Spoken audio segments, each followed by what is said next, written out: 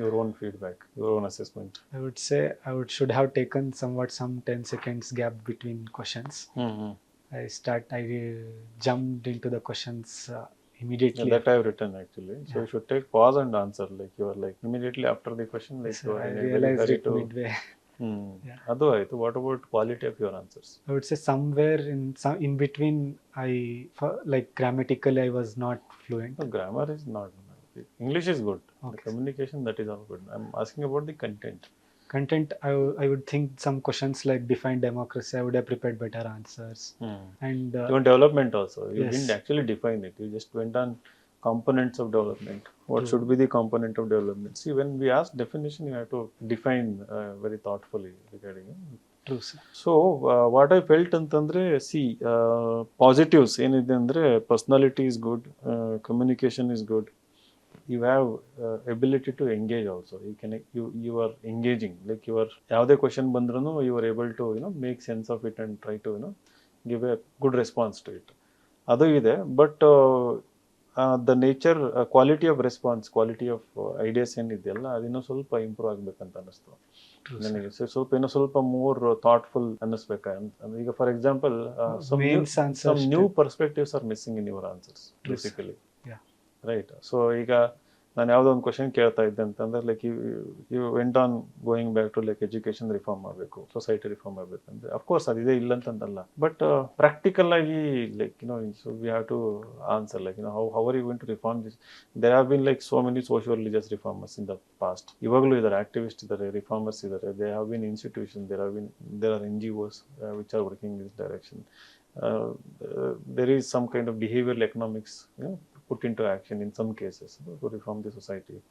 And then there are role models, then there are people who are actually involved in this. And there is also technology angle to it. So so comprehensive ಬರಬೇಕಿತ್ತು. Like education, giving moral education ಅದೆಲ್ಲ ಸ್ವಲ್ಪ generic ಆಗಿಬಿಡ್ತದೆ, right? So new perspective. ಇವಾಗ when you mention non fiction books, listening to podcast ಅಂದಾಗ expectation ಏನಿರ್ತದೆ ಸ್ವಲ್ಪ ಹೊಸ perspective. In fact I wanted to ask like education related have you listen to any podcast ಅಂತ ಕೇಳಿದಾಗ ಎಜುಕೇಶನ್ ನಲ್ಲೇ various models ಇರ್ತದೆ. Educations ಅಲ್ಲಿ we have a Finnish model, we have a Norwegian model, we have Australian model, so Japanese model ಇದೆ education ಅಲ್ಲಿ, and then there is Chinese and Indian model, American. So ಅದರಲ್ಲಿ best ಇದೆ, ಅದರಲ್ಲಿ worst ಇದೆ, right? So ಅವನ್ನೆಲ್ಲ ಓದ್ಕೊಂಡು ಇಲ್ಲಿ Indian ಸಿಚುವೇಶನ್ಗೆ ಇವಾಗ ಏನು ಸೂಟೇಬಲ್ ಇದೆ ಅನ್ನೋದನ್ನ ಸ್ವಲ್ಪ ಹೊಸದಾಗಿ ಯೋಚನೆ ಮಾಡಿ ನಾನು ಒಂದು ಐಡಿಯಾ ಕೊಡ್ತಿದ್ದೀನಿ ಅನ್ನೋದು ಬರಬೇಕು, ರೈಟ್? ಇರೋದನ್ನೇ ಹೇಳಿದಾಗ ಏನಾಗುತ್ತೆ, ಕ್ರಿಯೇಟ್ಸ್ ಡಿಸ್ಇಂಟ್ರೆಸ್ಟ್. ಅಂದ್ರೆ ಬೋರ್ ಆಗಲ್ಲ, they are not going to get bored. ಅಂದ್ರೆ ಎಂಗೇಜ್ ಮಾಡಕ್ ಕಷ್ಟ ಆಗುತ್ತೆ. ಈಗ ಹೊಸತನ ಇತ್ತು, ಹೊಸದ್ ಏನಾರು ಹೇಳಿದಾಗ ಏನಾಗುತ್ತೆ, I will become more curious, I will be interested. Okay, let us talk about it for few more minutes ಅಂತ. ವೆರಿ ಆಬ್ವಿಯಸ್ ಇರೋದು ಹೇಳಿದಾಗ ಏನಾಗುತ್ತೆ, ಅದು ಎಂಡ್ ಆಗುತ್ತೆ ಡಿಸ್ಕಷನ್ ಅಲ್ಲಿ. ಕ್ವಶನ್ ರ್ಯಾಂಡಮ್ ಆಗ್ಬಿಡುತ್ತೆ, ಅಬ್ರಪ್ಟ್ ಆಗಿ ಎಂಡ್ ಆಗಿ ಇನ್ನೊಂದಕ್ಕೆ ಹೋಗ್ಬಿಡ್ತದೆ. ಸೊ ಅದು ಒಂದು ಫ್ಯೂ ಕ್ವಶನ್ಸ್ ಎಲ್ಲ ಹಂಗಾಯ್ತು. ಈಗ ವೈ ಮದರ್ ಟಂಗ್ ಅನ್ನೋದು ಫಾರ್ ಎಕ್ಸಾಂಪಲ್ ಗಿವ್ ರೀಸನ್ಸ್ ಅಂತ ಕೇಳಿದಾಗ, ರೈಟ್? ಸೊ ಈ ಆನ್ಸರ್ ಕಾಂಟ್ರಡಿಕ್ಷನ್ ಆಗೋಯ್ತು. ಅದು ಅರ್ಲಿಯರ್ ಆನ್ಸರ್ ಯು ಸೆಡ್ ಎಲಿಮೆಂಟ್ರಿನಲ್ಲಿ ಅದು ಒಂಥರ ಕಂಟೆಂಪ್ಟುವಸ್ ಆನ್ಸರ್ ಇರ್ತದೆ. ಗೌರ್ಮೆಂಟ್ ಸ್ಕೂಲಲ್ಲಿ ಬರೀ ಮದರ್ ಟಂಗ್ ಅಲ್ಲೇ ಕೊಡ್ತಾರೆ, ಅಲ್ಲಿ ಇಂಗ್ಲಿಷ್ ಕೊಡಬೇಕು ಅನ್ನೋ ರೀತಿ ಅಲ್ಲಿ ಬಂದಿದ್ದು ಆ ಥರದ ಆನ್ಸರ್. ಹೌದು sir. If you listen to your recording, ಅಲ್ಲಿ ಹಂಗೆ ಕನ್ಕ್ಲೂಸಿವ್ ಆಗಿ ಬಂತಲ್ಲಿ. ಹೌದು ಸರ್. ಅಲ್ಲಿ ಬ್ಯಾಲೆನ್ಸ್ಡ್ ಇರಲಿಲ್ಲ answer. Later you try to change and balance. Real ಇಂಟರ್ವ್ಯೂನಲ್ಲಿ don't do this mistake. They should be consistency. ಅವಾಗ ಕನ್ಸಿಸ್ಟೆನ್ಸಿ ಅಂತಂದ್ರೆ ಸ್ಟಾರ್ಟಿಂಗ್ ಆನ್ಸರ್ ಕೊಡಬೇಕಾದ್ರೆ ನಾನು I should have thought about this.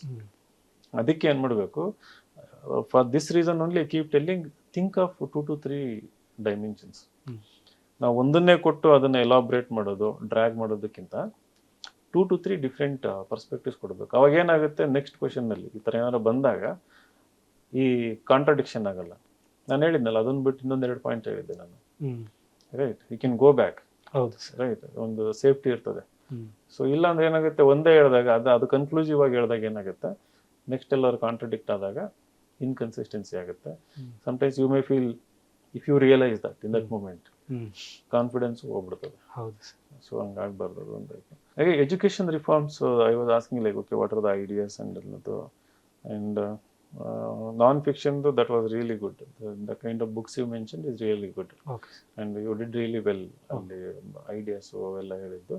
Good. ಆ ಥರ ಬುಕ್ಸ್ ಮೆನ್ಷನ್ ಮಾಡೋದು ಒಳ್ಳೇದು. Don't mention ಯುವಲ್ Nova Harari and all.